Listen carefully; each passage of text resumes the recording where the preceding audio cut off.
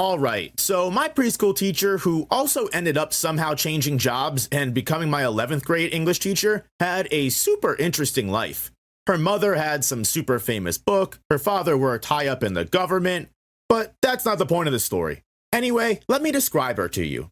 Dark hair, blue eyes, you'll see why this matters in a minute. Very open about her life, and she told this story every year to the new 11th grade students in her class. When this teacher was younger, she was driving through Arizona on a two-way road while her boyfriend at the time was following behind her on his motorcycle.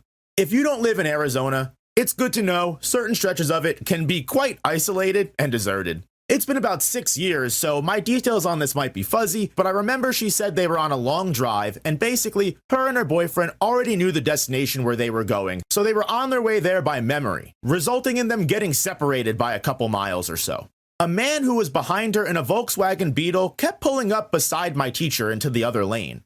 For basically no reason, because it's not like anyone was coming or anything.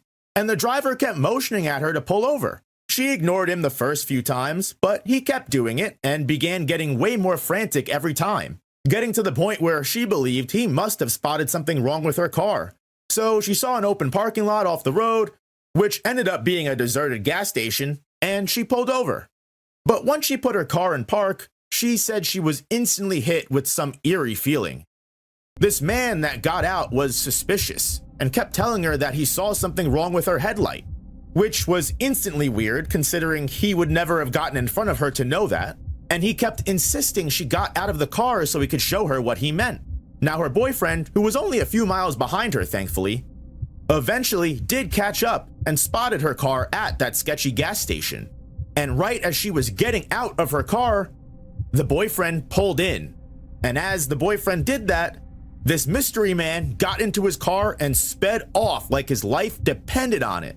Later on, through context clues in the public's investigation, she believed she was able to identify the man that stopped her as the real Ted Bundy, having absolutely no idea of a way to imagine what could have happened to her if her boyfriend hadn't been just 3 miles behind her and caught up with her. Really going to show you that every decision you make could be your last.